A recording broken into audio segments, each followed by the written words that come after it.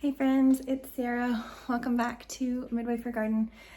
We are doing another huge tomato preservation day because if you remember the other day, I still had a ton of tomatoes left. Now, I still have a ton of tomatoes left.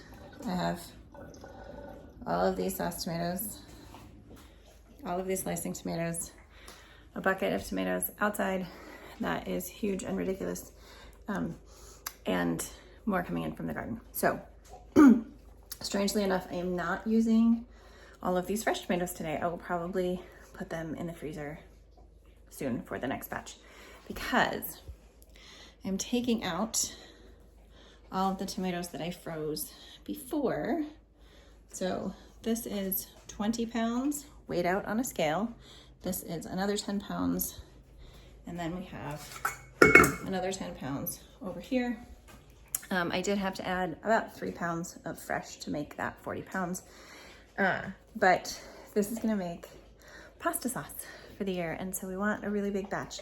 When all of this unfreezes and smushes, it will probably fit in my 18-quart roaster. So we'll do it little bit by little bit. But the reason that I'm gonna use the frozen ones is because it actually is a lot easier for me. They've already been cored because I've cored them before. All the bad spots have been taken off already. And as they thaw, and I'll show you when they have thawed, but as they thaw, we get, like the skins just fall right off and a lot of the seeds and the extra juice just comes right out. And so it's just a lot easier. I can just put just the flesh of the tomatoes in my roaster, and that works out really nicely. I'm gonna add some onions. I'll show you when we do that. A little bit of sugar, some spices, but I will bring you along for the whole adventure, including the canning up of it. But I just wanted to show you, we are starting early in the morning, and this will be a couple of days of process. So right now, they're just gonna get to spend all day thawing. All right, I'll be back when they are thawed. All right, friends, I am just bringing you back really briefly to show you. I am starting to fill my 18-quart roaster here with tomatoes. So I've already done one of the buckets. I just have this little one here for skins and extra liquids that are coming out. I am not far enough down in any of these pots to show you how much liquid is just coming out. Actually, I'll just show you at the sink here. Let's see. Let's see if you can watch how much pours out of here.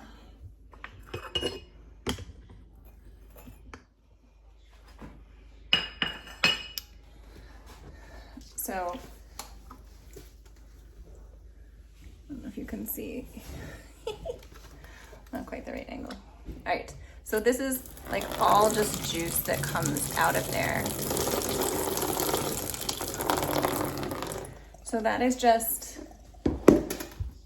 extra liquid that I don't have to reduce down in my sauce. So I actually love doing it this way. We do lose a lot of the liquid, tomato juice, whatever you want to say, that way first,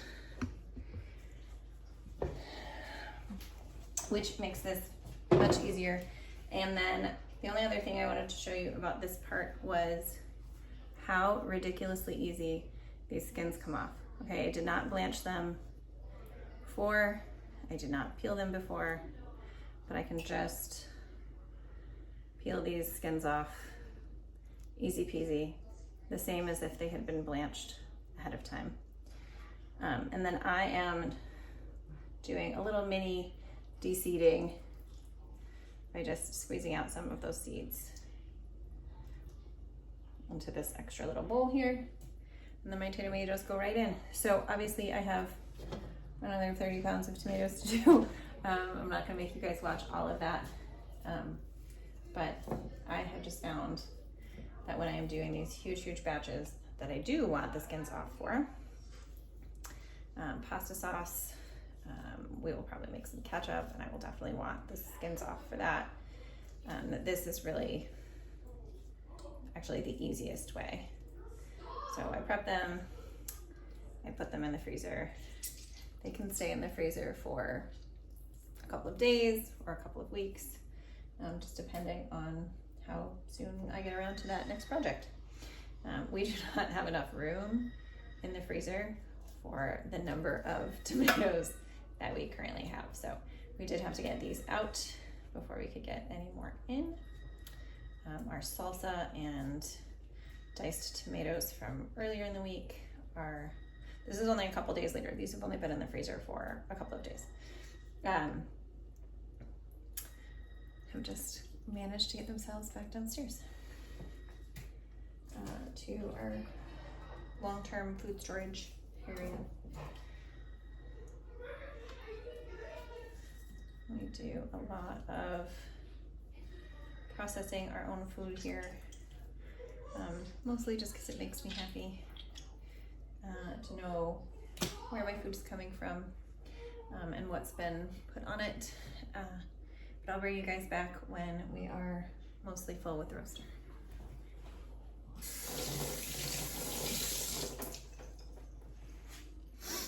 All right, friends, we got all of those tomatoes in this roaster. This is 10 cups of onions, also from the garden. We had just sort of a large handful of freeze-dried basil and another large handful of freeze-dried oregano and a couple tablespoons of sugar. Nobody has to put that, that's just my preference. We will put a little bit of salt in here and probably a head or two of garlic. We are, generally speaking, following the recipe from the Ball Complete Book of Home Preserving, and this is the seasoned tomato sauce recipe. That recipe calls for this all to be in pints. We do it in quarts. All of the other quart recipes in there ask for water bath canning to 40 minutes, so we are just going to follow those instructions. We will add citric acid to these as we start canning them, but we'll bring you back for that tomorrow. In the meantime, this will sit here overnight until probably tomorrow, until tomorrow sometime, just at 250 degrees, slow cooker temperatures. We're gonna get all this stirred in. We have been able to remove lots and lots of the fluid already from this, just from them having been frozen and thawed. This would not have all fit in here had I tried to do this with this many fresh tomatoes. So that's just the technique that I happen to use for this one. Like I said, for the salsa, I do prefer to use them fresh. They don't get cooked for very long. And for canning just diced tomatoes, also I prefer to do them fresh. But I'll bring you back in the morning when this is cooked down, and then we will blend it up and get it jarred up, and I'll take you along. Thanks. All right, friends, this is what it looks like the next morning. And it really was on a pretty low setting last night. They're all very thawed. The onions still look pretty uncooked. So we're just gonna mix them in a little bit better today. I'm gonna leave the top off. I'm gonna turn the heat up and just see if we can get a little bit of that liquid boiled off. And then we will get this all through the blender and then jar it up. So first we're just gonna turn it up a little. So it was at 250. I'm gonna turn it up to 350 and just see if we can't get it a little more boiled off. Hey friends. All right, we had a very lovely day out playing with the family and just left this sauce in here cooking, and it is now done. So let me show you what it looks like. I've actually just turned up the heat on it because it does need to be pretty close to boiling when we jar it, but you can see how thick it is. You can see there's a trail there when you run a spoon through it. So we are just keeping it very nice and hot so that we can jar it up. This is pretty important for this particular recipe. It needs to be hot product in hot jars and hot canners. So I have 2 canners on the stove, just my traditional water bath canner, and my pressure canner. I'm just gonna use that as a water bath canner because I know I'm gonna get more than 7 quarts out of this giant roaster pan. So and the only fancy thing we've done in there is we filled them up with water, warm water. They are starting to heat, and we put a little splash of vinegar in them just to keep that hard water out. And then over here, we are getting set up for the actual canning process. Okay, so over here we're getting set up for the canning process, and we just have very clean jars that are filled with hot water so that they stay warm while we are getting everything ready. Our ladle, which is just a 2-cup measuring cup, a funnel. I have a jar measure somewhere, but this is 1/2 inch of headspace, which I've done 1,000 times, so I'm not particularly fussed about finding it. I will get out a chopstick just so that I have something to debubble the sauce with. And that's it. I have rings over here. I have lids. So we're just gonna get these all filled up, get them in the canner. Because we are doing quart jars, we are gonna can for 40 minutes in the water bath canner. But we are doing tomato products. So we have one more step that we have to do for tomato products that we don't necessarily have to do for other things that can be water bath canned. So I'm gonna get that and show you. But first I'm gonna move that sauce a little closer so that we can get all these filled. So one of the most important things that we need is a little bit of extra acid. So I do have jarred lemon juice, but I actually prefer to use citric acid. Somehow the way the flavor works out is actually my favorite, just with the citric acid. And because we are doing quarts, each quart will need 1/2 teaspoon of citric acid. So probably I should do these one at a time. You've watched me a few times now. I am more of an efficient person, so I'm gonna do these a few at a time.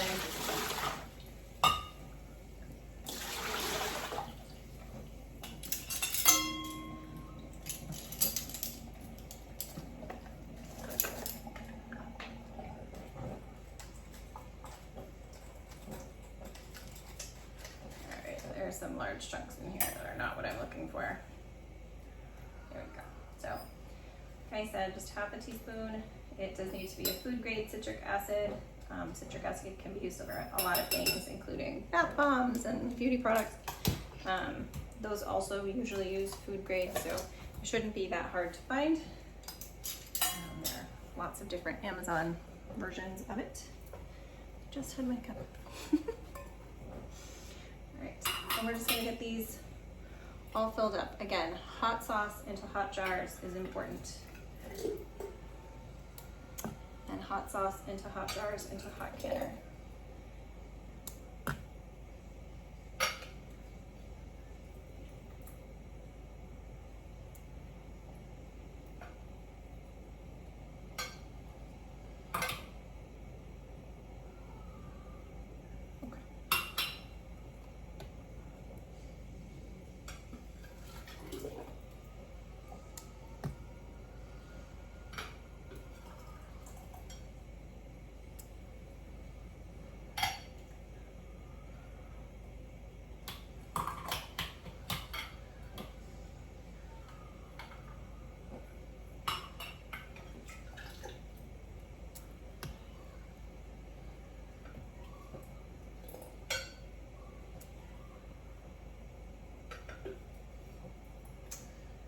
Did I show you the part where we turned this into a blendy sauce?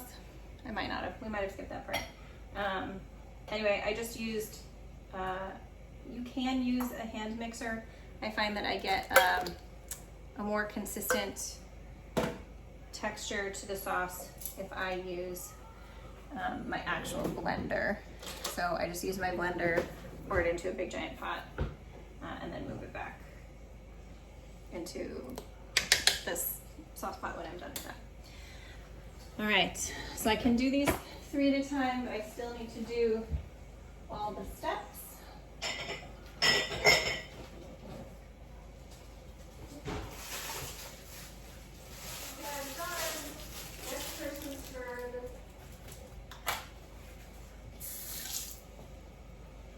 So we need to wipe off the jars.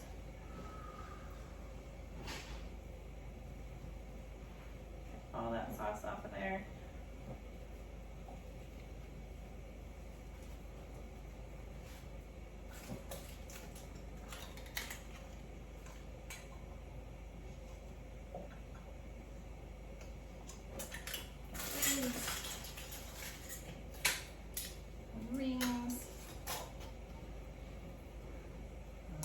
didn't you? Yeah. Because it is a liquid, it is very rare for it to have a lot of air bubbles, but still, it should debubble. Alright, let's debubble this one, just make sure. That one actually looks a little too full as well. Just a tiny little bit out. There, that's better.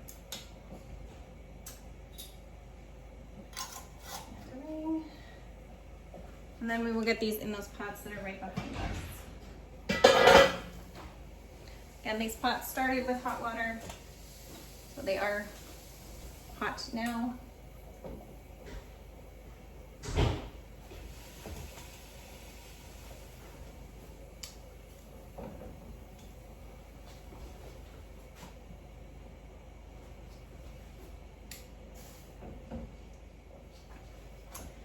All right, and 3 more.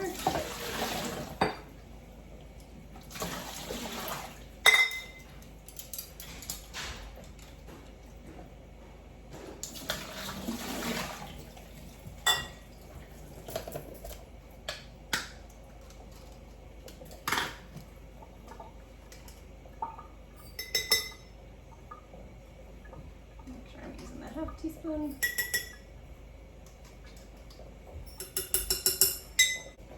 All right, so 3 more. We got citric acid in 3 more jars, and then we will get them. Let's put this back here so we don't spill in it.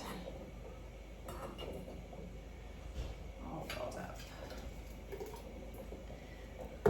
And I like to stir the sauce as we are doing this because it can separate a little bit.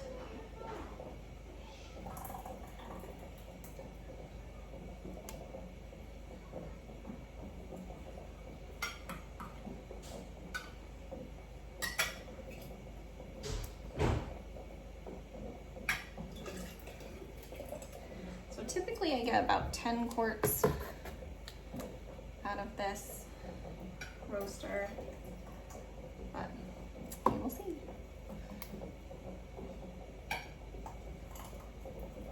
It just depends on how liquidy I leave it.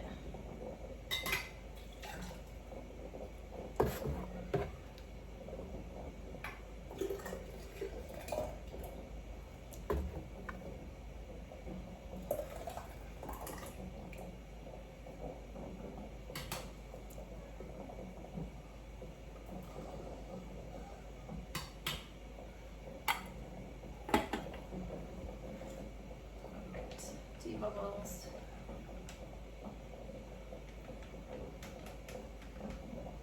Yeah, it's not really changing my face at all when I do this, but to be proper, we debubble.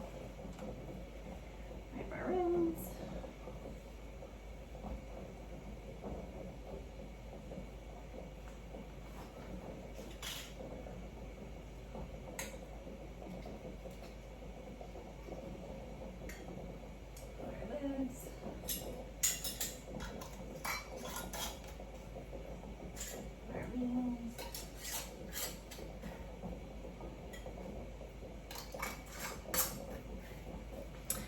Jar lifter and get these into these canners.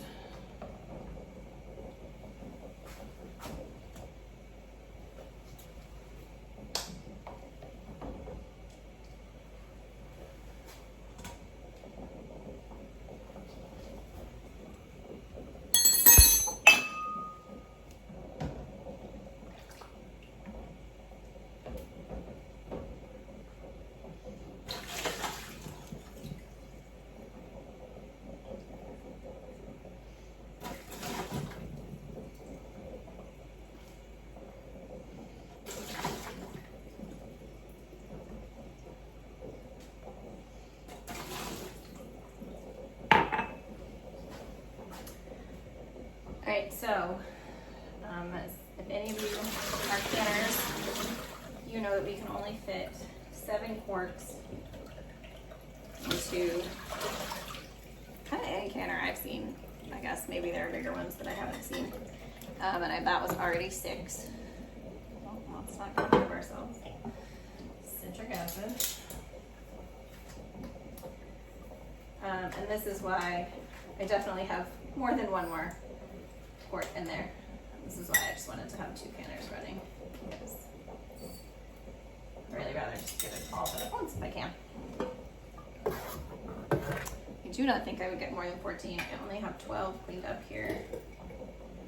Although I have a couple more sitting around easy access that are clean if I need them.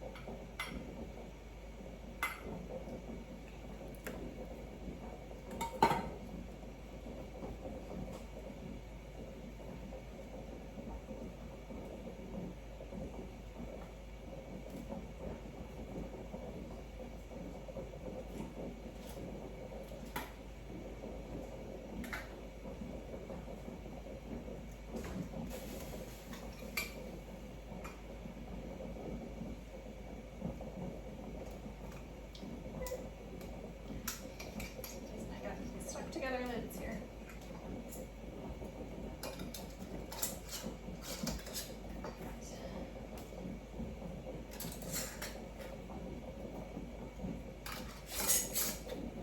Again, you want them on there so that they're not going to fall off, but you don't need them super tight.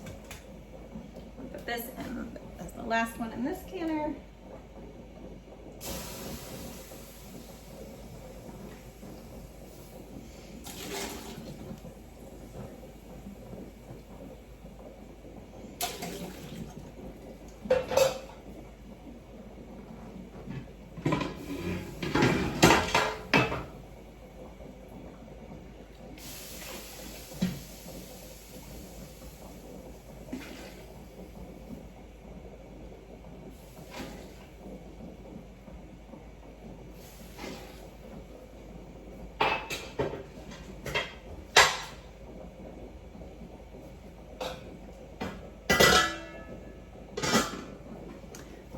The top on that and get it up to boil, and then we will start filling our second canner.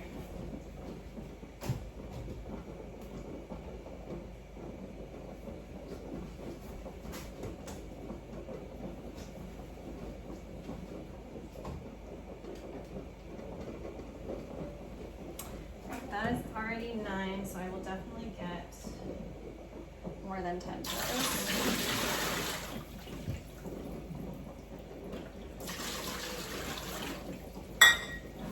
All these jars ready just in case I don't want to accidentally forget citric acid in one of them.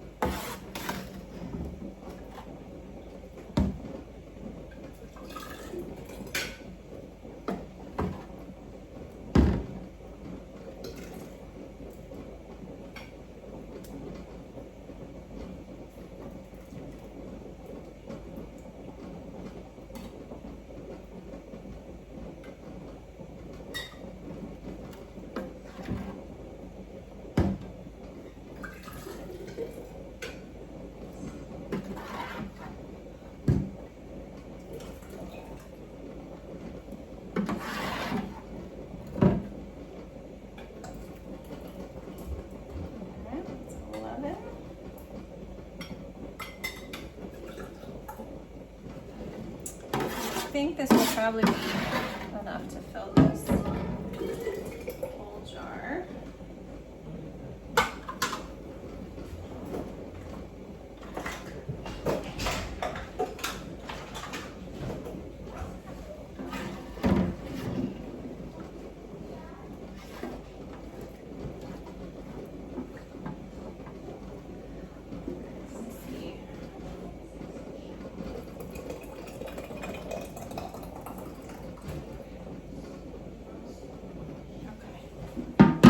Is perfect.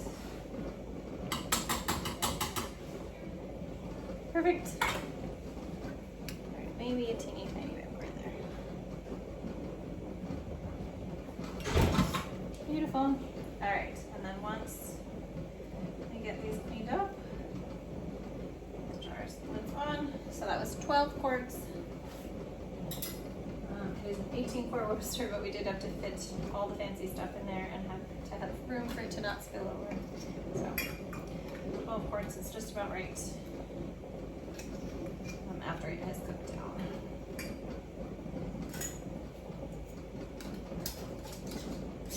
I did do a taste test before I put it in all these jars. I do think that's really important. Decide if you need a little bit more salt or a little bit more spices, a little bit more sugar, any of those kinds of things. It's nice to know that before you have a whole huge batch of it that you might not like. So these are going in the canners, and then I'll show you that.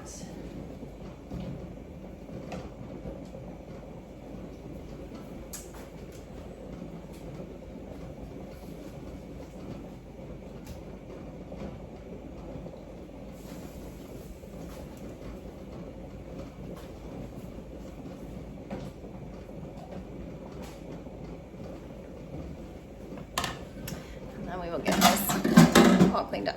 All right, come with me. So we have 7 jars in this canner,